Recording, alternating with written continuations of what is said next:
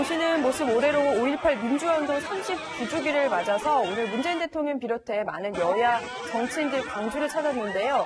보시는 장면 자유한국당 황교안 대표가 방문한 모습입니다. 이 주변으로 일부 시민들과 시위대의 격렬한 항의에 맞서서 기념식장으로 이제 들어가는 모습 보고 계시는데요. 위원님, 네. 이 지난 3일 송정혁을 찾았을 때랑 좀 비슷한 분위기라는 생각이 들어요. 네, 그렇습니다. 아마 오늘 이제 행사장 입구에서 행사장까지 가는데 한 15분 이상 걸렸다고 그래요. 네. 많은 또 이제 그쪽 현지 뭐 단체라든지 이런 데서 이제 반대를 하기도 하고. 보통 가면 한 1분 정도뿐이 안 걸리는 그렇죠. 거리라고 하더라고요. 그러니까 뭐 또 의자도 날라오기도 하고 물도 날라오기도 하고 해서 상당히 좀 불상사가 있지 않을까라는 예상하는데 큰 어떤 불상은 없었던 것 같습니다.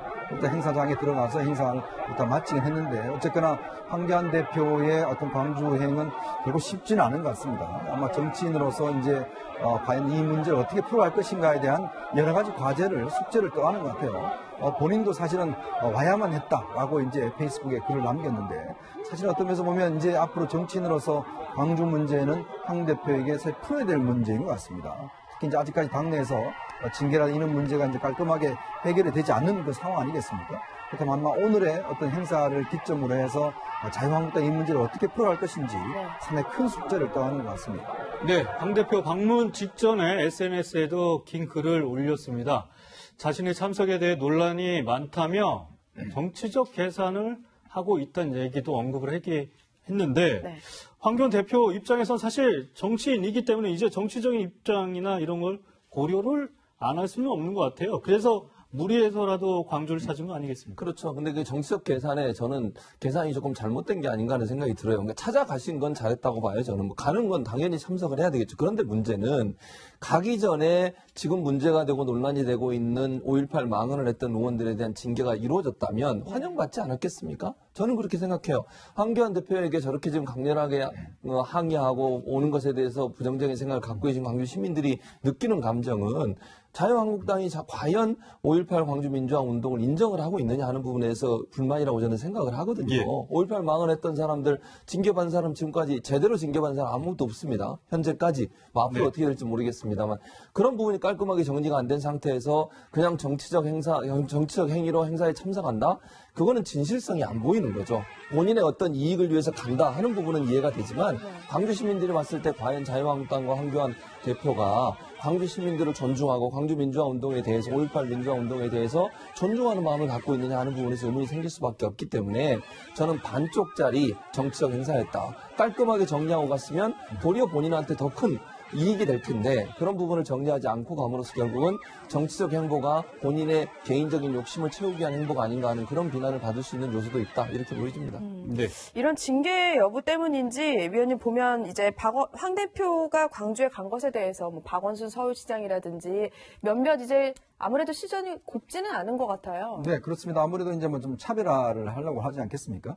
그런 측면에 보면 이제 황 대표가 정치인으로 이제 처음 들어와서 이런 정책 사안에 대해서 이제 어떤 자신의 입장과 결단력을 이제 보여줄 수 있는 좋은 기회였는데 네. 어차피 지금 상황은 어려운 것 같고 아마 내년에 이제 광주 민주화운동 이제 40주년입니다. 그렇다면 이제 내년에는 좀 더 다른 모습으로 일단 와야 될 것 같은데 아무래도 내년 총선과 일단 뭐 후내년 이제 대선 같은 경우에 이 문제가 여전히 저는 뭐 쟁점이 될 수밖에 없다고 봐요. 왜냐하면 지금 자유한국당 내에서 일부의 이제 이종명 의원 같은 경우는 광주 민주화 항쟁이 폭동이라고 이야기를 했고 또 김순재 의원은 유공자들을 괴물 같다라고 이야기를 했지 않습니까? 예. 자, 이런 인식이 실제로 이제 어떤 자유한국당 내에 여전히 이제 존재하고 있다라고 한다면 과연 이것이 어떤 면에서 보면 국민들한테 지지를 받을 수 있을 것인가에 대한 문제. 또 황 대표가 이제 어떤 앞으로 이제 대선을 가기 위한 여러 가지 과정을 거칠 텐데 그 과정에서 이 문제에 대한 자신의 확고한 입장이 없다라면 여전히 논란이 될 수밖에 없지 않겠습니까? 그렇다면 아마 오늘의 어떤 이런 행사와 또 오늘의 순모 자체는 아마 황 대표한테는 굉장히 큰 어떤 좋은 교훈을 준 것 같아요. 즉 정치인이란 게 국민들과 공감하지 않으면 사실 국민들의 환대를 받을 수가 없습니다. 네. 이제 그런 문제를 아마 본인이 이번에 민생대장정이나 저런 어떤 5.18 행사를 통해서 아마 많이 느꼈을 겁니다. 네, 오늘 5.18 기념식 자리에는 문재인 대통령도 참석을 했는데요. 어떤 얘기를 했는지 한번 들어보시죠. 저는 올해 기념식에 꼭 참석하고 싶었습니다. 광주 시민들께 너무나 미안하고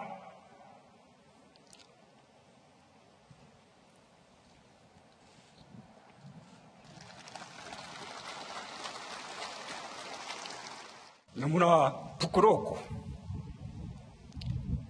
국민들께 호소하고 싶었기 때문입니다.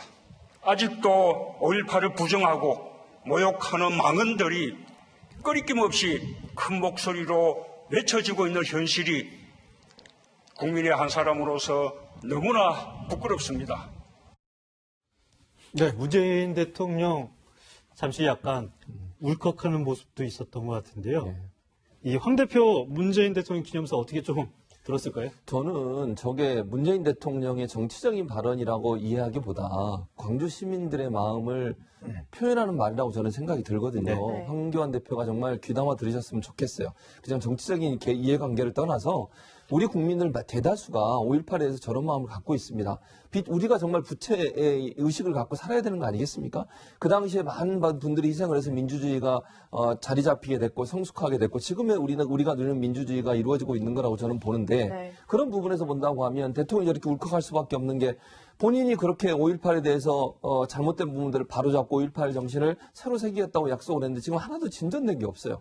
5.18 특별법 같은 경우도 망언이나 모독행위나 이런 행동을 하는 행동을 강력하게 처벌하는 처벌법도 국회를 통과를 못하고 있잖아요, 지금. 네. 이런 상황에서 대통령 입장에서 광주 시민들한테 미안한 거죠, 사실은. 우리가 정말 해결해야 될 역사의 한 페이지, 또 5.18의 그 영령들이 희생해서 대한민국의 자유민주주의가 이루어졌는데 그런 부분들을 이루지 못한 부분에 대해서 저는 분노할 수밖에 없다는 생각이 듭니다. 위원님 오늘 보니까요. 네. 이 황 대표가 좀 바뀐 부분이 있는데 보니까 임을 위한 행진곡을 황 대표가 처음으로 불렀고 또 주먹을 쥐고 흔들기도 했어요. 이건 분명히 총리 때와는 확연히 다른 모습이잖아요. 그렇죠. 총리 때 같은 경우는 사실 이제 이 5.18 행사의 이제 기념곡을, 이 이물련 행진곡을 보훈처가 당시에 인정하지 않았지 않습니까? 즉, 재창을 이제 함께 따라 부르는 이 재창을 이제 허용하지 않았었거든요. 그러다 보니까 당시 아마 정부 대표로 갔던 당시 황교안 국무총리는 이제 많은 사람들이 옆에서 손을 흔들리면서 노래를 불렀는데 그걸 따라하지 않았습니다. 네. 자, 근데 저는 좀 이해할 수가 없는 것이 실제로 왜 5.18을 국가기념일로 지정을 했겠습니까? 그리고 그 5.18을 응축적으로 표현할 수 있는 노래가 바로 임을 위한 행진곡 아니겠습니까? 네. 그거를 예를 들어서 그때 당시에 뭐 그냥 앞에서 부르기만 하겠다. 이런 식으로 한 당시의 보훈처의 결정이나 정부의 결정을 보면 정말 납득할 수가 없었어요. 그러니까 그런 측면을 보자면 황교안 대표가 이제 정치인으로 변신을 해서 이제 따라 부르기는 한 것 같은데 왜 그때는 못했을까라는, 왜 그 문제에 대해서 좀 이의 제기를 못했을까라는 좀 아쉬움이 솔직히 남습니다. 지금은 진심성을 가지고 노래를 따라 불렀겠죠. 그러니까 예를 들어서 물론 지금 상황에는 그렇겠지만 정말 황 대표가 당시 어떤 이 문제에 대해서 깊이 고민을 했더라면 당시 정부의 결정이나 어떤 대통령의 결정에 대해서 충분히 국무총리로서 저는 이의를 제기할 수 있다고 봐요. 왜냐하면 그때 어떤 일반의 상식이 그렇지 않습니까? 이걸 국가기념일이 아니라면 또 모르겠습니다. 국가기념일을 지정을 해놔놓고 그러면 광주 시민들이 어떤 이 5.18을 가장 잘 표현하는 노래를 거기서 함께 부를 수가 없다? 이건 어떤 면에서 보면 좀 말이 안 되는 이야기거든요. 그러니까 지금도 사실은 그 보훈처의 결정을 저는 납득할 수가 없는 것인데 정말 황 대표가 어떤 그때 어떤 좀 자기 목소리를 냈더라면 한 아쉬움. 그리고 지금은 정치인이니까 이제 다른 행동을 보이긴 하는데 지금부터가 이제 어떤 면에서 보면 좀 진정한 자신의 어떤 입장을 좀 이야기해 줄 때가 아닌가 생각이 듭니다. 네. 네, 사실 광주 시민들 황 대표 오는 걸 달갑지 않게 생각한 이유는 아무래도 한국당이 5.18 망언을 한 의원 징계 그리고 5.18 역사 왜곡 처벌법 제정 등에 사실상 손을 놓고 있어서 제대로 청산하고 와라 이런 부분이 아닌가 했는데요. 정치권의 비판이 날이 섰습니다. 한번 들어보시죠. 광주 민주화운동의 진상을 둘러싼 불미스러웠던 이야기들 이런 것들은 말끔히 청산하고 갔으면 좋겠습니다. 핍박당하는 모습을 연출하여 극우 세력을 결집하기 위한 것 아닌가. 자유한국당 황교안 대표가 참석하는데 반대한다. 황 대표는 아직 광주를 말할 자격을 갖추지 못했다. 네, 교수님. 예. 우선 이제 황 대표 당 윤리위원회가 이제 제명을 결정했었죠. 그렇죠. 이종명 의원 의원에 제명 대해서. 처리를 안 하는 걸까요? 못 하는 그러니까요. 걸까요? 왜 이렇게 안 하고 있는 거예요? 안 하고 있다는 느낌이 계속 들어요. 제가 볼 때는 안 하는 거라고 보여져요. 왜냐면 의원총회에서 이제 결정을 해야 되는 거거든요. 의원들이 사실 본인 의원들, 동료 의원들을 보호하고 동료 의원들에게 불리한 결정을 하는데 상당히 인색해요. 지금까지 그래 왔었고요. 이 황교안 대표 입장에서는 이걸 의원총회에 붙이는 순간 의원들의 의견이 갈라지게 되거나 아니면 충돌하게 되거나 당내 분란이 일어날 가능성에 대해서 염려를 하는 것 같아요. 지금 예. 현재 본인이 대표를 하면서 당내 어떤 결합이나 아니면 결속을 이끌어가고 있다는 이미지를 만들어내고 있는데 이정명 의원 만약에 제명권을 다시 올린다? 그럼 분명히 뭐 예컨대 극우적인 정신이나 생각을 갖고 계신 분들 같은 경우에는 네. 뭐 예컨대 지금 김진태 의원이나 김수현 의원 이런 분들 같은 경우는 또 반대를 하지 않겠어요? 그러다 보면 결국 당내 분란이 일어날 수밖에 없고 그것이 본인의 지도력에도 영향을 미칠 수 있다는 생각을 하는 것 같아요. 그걸 염려하는 것 같고 또 지금 대장정하고 있고 강력한 대여 투쟁을 하고 있잖아요. 네. 대여 투쟁 가운데 당 내에서 분란이 일어나면 그 대여 투쟁의 공격력도 떨어진다고 하는 그런 우려 때문에 결국은 안 하고 있는 게 아닌가. 그러다 보니 결국은 5.18 이제 민주화 운동의 성지인 광주의 시민들은 거기에 대해서 분노할 수밖에 없는. 그러니까 정치적 이유 때문에 결국 국민의 인식과 생각과 다른 결정을 하고 있는 황교안 대표에 대해서 실망을 하는 그런 목소리가 커지는 게 아닌가 이런 생각이 듭니다. 네. 황 대표 못지않게 이제 눈길을 끄는 인물이 한 분 더 있는데요. 어제 전야자에 이어서 기념식 참석까지 했는데 엊그제 1심에서 무죄를 선고받은 이재명 경기지사, 이 지사는 봉화마을도 찾는다고 하는데요. 이현정 의원님. 네. 사실 이제 검찰은 항소를 한다고 했는데 아직까지 정확하게 나올 입장은 없는 것 같습니다. 어쨌든 2심 가고 대법원까지 지켜봐야 될 것 같은데 한국당에서는 뭐 이재명 지사에 대해서 좀 어떤 반기는 분위기 이렇게 볼 수도 있는 거예요. 그런 아주 양면적인 게 있을 거예요. 네. 왜냐하면 이재명 지사가 일단 무죄를 받음으로 해서 다시 이제 어떤 면에서 정책 활동이 좀 가능해졌다는 측면도 있는 것이고 네. 이 사건이 원래 친문 세력, 즉 문재인 대통령을 지지하는 그룹 내에 이제 갈등으로 빚어졌지 않습니까? 이제 그러다 보니까 일부에서는 그렇게 소송을 제기를 했었고, 예. 그래서 이재명 지사가 이제 사실은 이제 법적 공방에 이제 들어갔었는데, 뭐 그 과정에서 김부선 씨하고 뭐 논쟁 중에서 당시에 이제 그 봉화마을 가는 행사를 두고 뭐 서로 통화하면서 거기 왜 갔냐 뭐 등등 이런 주장도 나오기도 했어요. 예. 네. 이제 그런 면에서 보면 이제 이재명 지사는 이번 어떤 그 판결로 해서 자신의 어떤 여러 가지 문제가 좀 해결됐다라고 보는 차원 같습니다. 그래서 아마 이번에 이제 광주도 찾고 그다음에 이제 봉화마을 찾는 어떤 면에서 보면